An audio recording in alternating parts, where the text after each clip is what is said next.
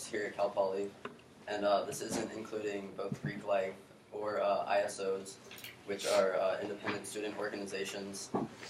So with so many clubs here at Cal Poly, many of you are probably in one, or if you're not, then you probably still know how easy it is to join one. Basically, if you want to join a club, you would go to a club fair, find one that interests you, and give them your contact information, and they'll send you the meetings and times of their meetings, and then you'll be able to ultimately take it from there and decide whether or not you want to be a part of the club. So joining a club is pretty easy, but it takes more effort and more commitment to actually starting a club here. But I'll be telling you the steps that you need to take to start your club, and hopefully if you want to start a club of your own, you'll feel more comfortable going about that.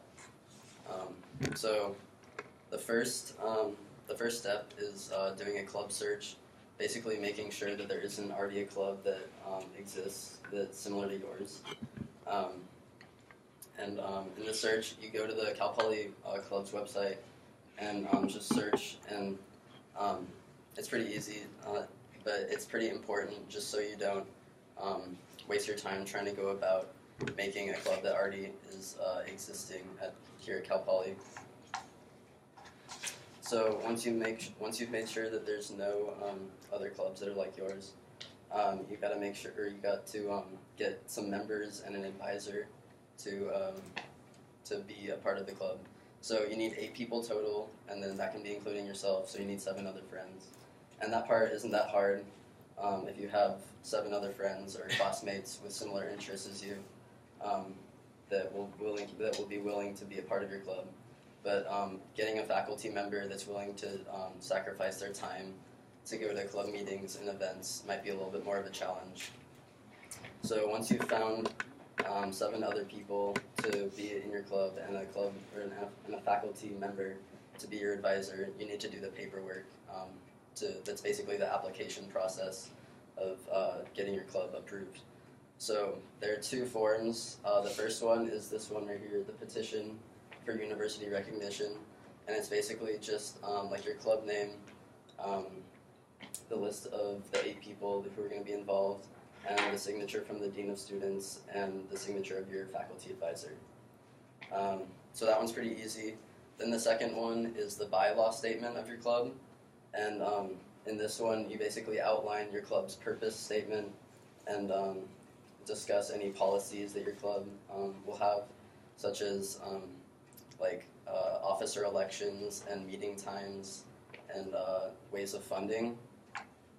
So those are the 2 types of paperwork that you'll need to complete as just the application process. And then once these documents are completed and filled out, you can submit them either online to the Cal Poly Clubs page or bring them to the ASI office in the UU here. And so at this point, it's basically up to ASI. ASI is the Associated Students Incorporated here at Cal Poly, and they run a lot of the clubs here. They deal with all the paperwork. So the paperwork first goes to them, and they basically make sure that the club is applicable or acceptable to be approved.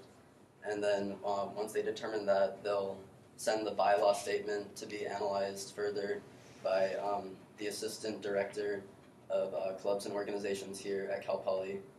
His name is Chip Neuenschwander, and I spoke with him for a little while and asked him some questions. And one of my main, he gave me a lot of information. He says that once he looks at your bylaw statement, he'll address any revisions or errors that you've made or need to make to your document, and he'll get back to you, and then you can revise them and then get your club approved after you do that.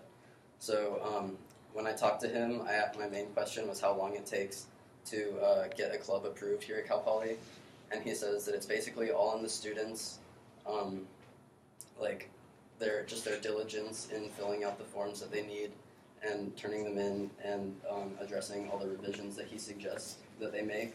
So he says basically if you're motivated in getting your club recognized, it'll only take a couple days to a week to get your club actually approved and active. So those are the basic steps in starting a club here at Cal Poly. Of course, once your club has been approved, there's still a lot that you'll have to do. You'll have to have elections for the officers. All clubs need a president and a treasurer, and then those officers need to complete training, and then you need to establish times of meetings and ways of funding. You have to apply for funding through ASI. And if you don't have funding, then your club won't be very interesting or have fun meetings. With that, those were the steps that are needed to go about starting a club at Cal Poly. And if you're interested in that, then hopefully you feel comfortable going about doing that.